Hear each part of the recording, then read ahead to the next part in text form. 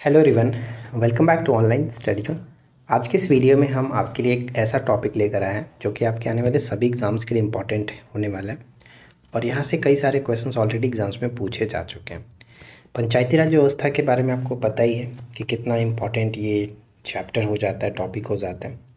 तो इस टॉपिक से रिलेटेड आज इस वीडियो में हम 44 ऐसे क्वेश्चंस लेकर के आए हैं जो कि आपके पेपर में बार बार पूछा जाता है और पूछे जाने की चांसेस बहुत ज़्यादा है। तो इस टॉपिक को आप एंड तक देखिए और अच्छे तरीके से समझिए, क्योंकि इससे रिलेटेड जो भी क्वेश्चंस बन सकते थे वो सब कुछ मैंने यहाँ पे इंक्लूड कर दिया। तो ज़्यादा समय ना लेते हुए चलिए इस वीडियो को हम लोग शुरू करते हैं। देखिए, आगे बढ़ने से पहले यानी एमसीक्यू की तरफ बढ़ने से पहले हम बात कर लेते हैं कि पंचायती राज व्यवस्था से जो कुछ छोटे छोटे पॉइंट्स हैं जो ज़्यादातर प्रश्न पूछे जाते हैं, जो आपको समझ आ जाए कि एक्चुअली ये पंचायती राज व्यवस्था के अंतर्गत क्या क्या चीज़ें होती हैं, तो ये हम देख लेते हैं। पंचायती राज व्यवस्था भारत में स्थानीय स्वशासन का, ध्यान दीजिएगा, स्थानीय स्वशासन का एक विकेंद्रीकृत रूप होता है। इसका मकसद ग्रामीण समुदायों को मजबूत बनाना और ज़मीनी स्तर पर लोकतंत्र को बढ़ावा देना होता है। राइट। पंचायती राज व्यवस्था में 3 स्तर होते हैं। पंचायती राज व्यवस्था के 3 स्तर हैं, जिसमें हम लोग देखते हैं सबसे निचला स्तर ग्राम पंचायत, दूसरा होता है पंचायत समिति और तीसरा होता है जिला परिषद। ये 3 स्तर इसके अंतर्गत होता है। और त्रिस्तरीय का जो सुझाव दिया गया था वो बलवंत राय मेहता जो समिति थी 1957, उन्होंने ये सुझाव दिया था। ठीक है, तो ये भी आपको थोड़ा सा याद रखना। इन तीनों स्तरों के अलग अलग काम होते हैं। पंचायती राज व्यवस्था इसको 73वें संवैधानिक संशोधन 1992 के जरिए संवैधानिक बनाया गया, यानी कि इसको जो संवैधानिक दर्जा दिया गया था वो 1992 में 73वें संविधान संशोधन के द्वारा दिया गया था। भारत में पंचायती राज व्यवस्था की स्थापना जो है वो 24 अप्रैल 1992 से मानी जाती है और 24 अप्रैल को इसलिए प्रत्येक वर्ष पंचायती राज दिवस के रूप में भी मनाया जाता है। ठीक है, इसको याद रखेंगे। राजस्थान में पंचायती राज अधिनियम को 23 अप्रैल 1994 को पारित किया गया था। तत्कालीन प्रधानमंत्री पंडित जवाहरलाल नेहरू ने 2 अक्टूबर 1959 को राजस्थान के नागौर में पंचायती राज का उद्घाटन किया, यानी वो पहला राज्य राजस्थान बना था जिसने पंचायती राज्य को अपनाया था। एक पॉइंट याद रखिएगा, बीपीएससी में क्वेश्चन ये ऑलरेडी पूछा गया था कि निम्नलिखित में से किन राज्यों में त्रिस्तरीय पंचायती राज व्यवस्था नहीं है। तो ध्यान रखिएगा कि भारत में नागालैंड, मेघालय और मिजोरम में त्रिस्तरीय पंचायती राज व्यवस्था नहीं है, यानी बाकी राज्यों में तो है, किसी किसी में 4 भी हैं, लेकिन यहाँ पे ध्यान दीजिएगा कि त्रिस्तरीय यानी बेसिकली भारत के जो राज्य हैं सभी राज्यों में लगभग उनमें त्रिस्तरीय पंचायती राज व्यवस्था को अपनाए हुए हैं। लेकिन यहाँ पे जो 3 राज्य आप देख रहे हैं जैसे कि नागालैंड, मेघालय और मिजोरम, इनमें त्रिस्तरीय पंचायती राज व्यवस्था नहीं है। इन राज्यों को संविधान के अनुच्छेद 243 के 2 के अंतर्गत छूट दी गई है। देखिए 243 इम्पॉर्टेंट क्यों है, क्योंकि 243 से लेकर के 243 के ओ तक पंचायती राज व्यवस्था के जो भी विभिन्न अंग हैं इनके बारे में डिस्कस किया गया और मैंने एक अलग वीडियो बनाया हुआ है कि 243 के अंतर्गत क्या है, 243 के ए के अंतर्गत क्या है, बी के अंतर्गत क्या है। इन सभी चीज़ों को मैंने बहुत ही अच्छे तरीके से ट्रिक के माध्यम से आपको समझाया। 12 मिनट की वो वीडियो है, अगर आप उसको देख लेते हो तो आपको ये अनुच्छेद याद रखने में कोई दिक्कत नहीं होगी। आप एक बार सर्च कर लीजिएगा अनुच्छेद 243 से 243 O by online study zone, आपको सबसे पहले वीडियो मिलेगी और उसको आपको कंप्लीट वॉच कर लेना है। ठीक है, चलिए आगे बढ़ते हैं और आज के हम क्वेश्चंस को शुरू करते हैं। सबसे पहला प्रश्न ये है कि निम्न संवैधानिक अनुच्छेदों में से कौन सा अनुच्छेद पंचायत के बारे में 73वें संविधान संशोधन द्वारा जोड़ा गया था, यानी कौन सा अनुच्छेद जोड़ा गया। तो अभी जस्ट मैंने आपको बताया कि 243 से 43 ओ तक होता है, तो यहाँ पे हमारा करेक्ट आंसर क्या बन जाएगा, ऑप्शन सी। जैसे कि 243 में पंचायत राज की परिभाषा दी गई है, ए के अंतर्गत कहा गया है ग्राम सभा के बारे में, बी के अंतर्गत कहा गया है जो गठन, ठीक है, पंचायती राज के गठन के बारे में बात की गई है, और सी जो है हमारा संरचना के बारे में बताया गया, डी जो होता है उसमें आरक्षण की बात की गई है। तो इस तरह से आपको सब कुछ मैंने एक्सप्लेन किया हुआ है उस वीडियो में, आप जा करके ज़रूर देख लीजिएगा। ठीक है, नेक्स्ट आता है कि पंचायती राज व्यवस्था है। तो हमने स्टार्टिंग में ही आपको बताया कि पंचायती राज जो व्यवस्था है वो ग्रामीण स्थानीय स्वशासन की, तो यहाँ पे सही आंसर क्या होगा, ऑप्शन डी। अगर आपको ये वीडियो पसंद आए तो प्लीज़ वीडियो को लाइक और चैनल को सब्सक्राइब कर लीजिएगा, क्योंकि इस तरह की टॉपिक हम लाते रहते हैं आपके एग्ज़ाम्स के लिए। नेक्स्ट आता है क्वेश्चन नंबर 3 कि पंचायती राज का मुख्य उद्देश्य क्या है। पंचायती राज जो व्यवस्था है इसका मुख्य उद्देश्य क्या है। इसका मुख्य उद्देश्य है कि लोगों को विकासमूलक प्रशासन में भागीदारी के योग्य बनाना। यहाँ पे डी आंसर सही आंसर बन जाएगा। ठीक है, डी। क्वेश्चन नंबर 4 देखिए, यदि पंचायत भंग होती है तो किस अवधि के अंदर निर्वाचन होंगे। यदि पंचायत भंग होती है तो 6 माह के अंदर निर्वाचन होना होगा। 6 माह के अंदर, यहाँ पे सी बिल्कुल करेक्ट आंसर है। वह राज्य जिसने सबसे पहले पंचायती राज स्वीकार किया था क्या होगा। इस प्रश्न का राइट आंसर आप नीचे कमेंट करिए और साथ में डेट के साथ मेंशन करना है कि कब इसने अपनाया था और इसका कौन सा जिला था जहाँ पे सबसे पहले लागू किया गया था। भारत में इनमें से कौन सा विषम पंचायती राज संस्थाओं की शक्तियों के अंतर्गत नहीं आता है। तो नहीं आता है, ध्यान दीजिएगा, पंचायती राज संस्थाओं की शक्तियों के अंतर्गत नहीं आता है न्यायिक पुनरीक्षण। यहाँ पे ऑप्शन हम बी को टिक कर सकते हैं, जो कि इसके अंतर्गत नहीं आता है। अगला प्रश्न है कि 1957 में किस समिति ने त्रिस्तरीय पंचायती राज की सर्वप्रथम सिफारिश की थी। तो मैंने आपको क्या बताया था कि त्रिस्तरीय जो पंचायती राज व्यवस्था है इसको सिफारिश किया गया था बलवंत राय मेहता समिति के द्वारा। यहाँ पे ऑप्शन हम सी को टिक करेंगे, बलवंत राय मेहता समिति, ऑप्शन सी। अगला प्रश्न आता है कि पंचायत समिति के सदस्य होते हैं। पंचायत समिति के सदस्य जो होते हैं वह किस तरह से चुने जाते हैं।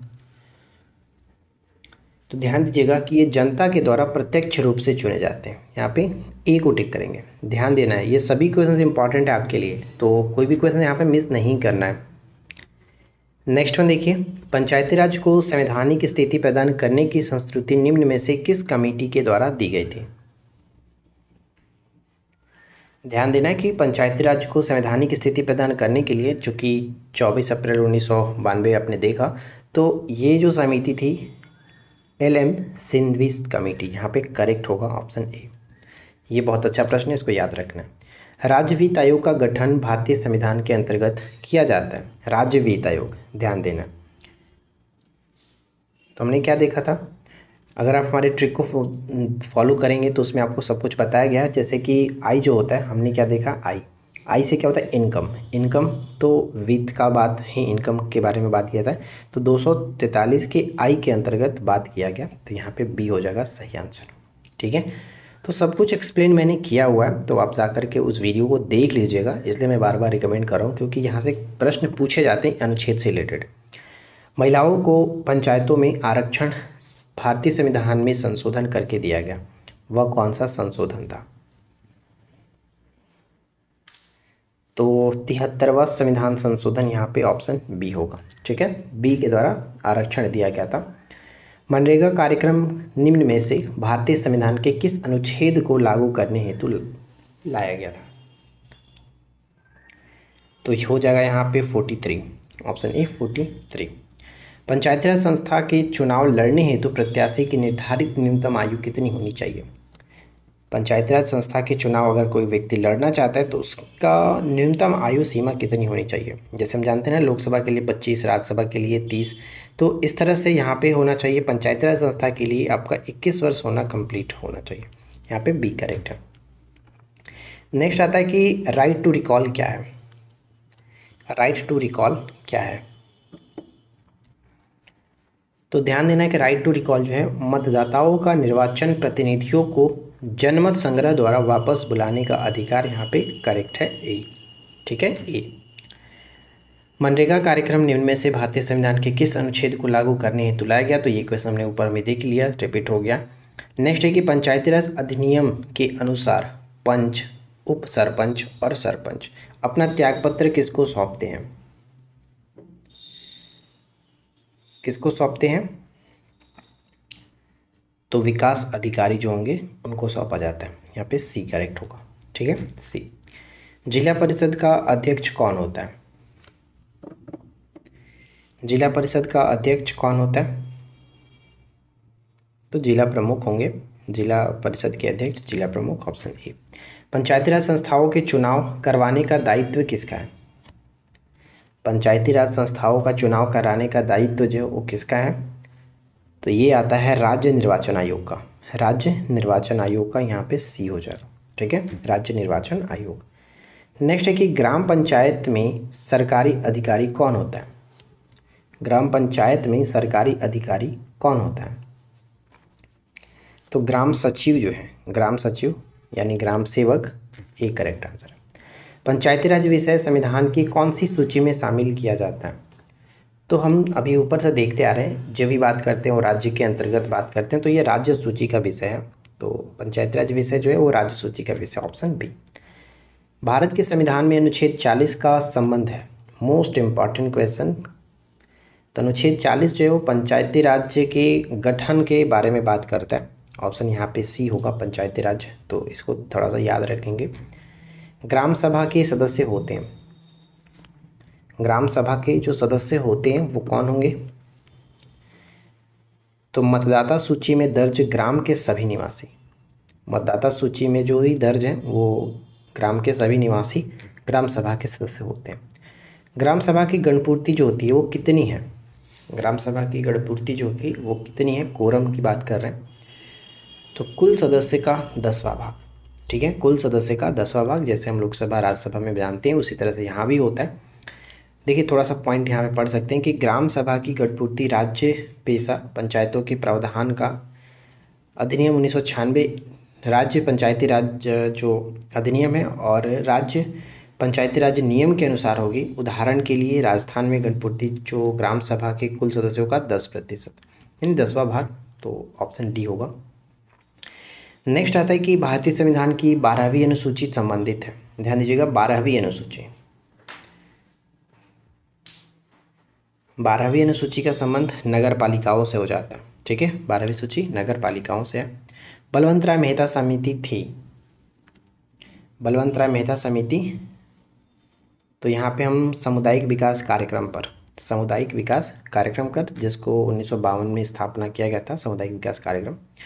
नेक्स्ट आता है कि अनुच्छेद और विषय वस्तु। तो जैसे कि मैंने आपको बताया कि अगर आपको ये चीज़ याद रहेगा कि किसके अंतर्गत क्या आता है, तब जाकर के इस क्वेश्चन को आप अच्छे से कर सकते हैं, नहीं तो फिर वही कन्फ्यूजन्स में जो मन करे वो टिक करिए। तो मैंने आपको बताया था कि ए मतलब असेंबल होता है और असेंबल सभा में होता है। ठीक है, तो ग्राम सभा याद करना है। बी मतलब मैंने आपको बिल्ड बताया था, बिल्ड बनाना, BUILD। तो इस तरह से याद रख सकते हैं, गठन यानी पंचायतों का गठन बी के अंतर्गत। सीटों का आरक्षण जो आता है, आरक्षण मैंने बताया था कि आरक्षण जो है वो दमदार आरक्षण मिला है बिहार में, जैसे कि महिलाओं को 50% तक। तो ये डी के अंतर्गत, डी से दमदार आरक्षण हम याद रखे थे। और पंचायतों का जो कि संरचना, संरचना मतलब सी कंस्ट्रक्ट हमने याद रखा था, कंस्ट्रक्शन सी से। तो इस तरह से आएगा, यानी फर्स्ट का फर्स्ट, बी का सेकंड हो जाता है, सी का डी होगा। तो देखिए यहाँ पे हमारा करेक्ट आंसर क्या मिल जाएगा? Option A. तो मैं फिर से रिकमेंड करूँगा कि आप इस वीडियो को जाकर के ज़रूर देख लीजिएगा। 243 से 243 ओ तक के अनुच्छेद जो भी है, ऑनलाइन स्टडी ऑन सर्च कर लीजिएगा, मिल जाएगा। निम्नलिखित में से किसका संबंध 73वें संवैधानिक संशोधन अधिनियम 1992 से है? तो इसमें तो ज़्यादा कुछ है ही नहीं, किससे का संबंध है? तो ये आपका पंचायती राज्य का ही संबंध है। स्थानीय स्वशासन किस गुण की सर्वाधिक सटीक व्याख्या करता है? स्थानीय जो स्वशासन है वो किस गुण की सर्वाधिक सटीक व्याख्या करता है?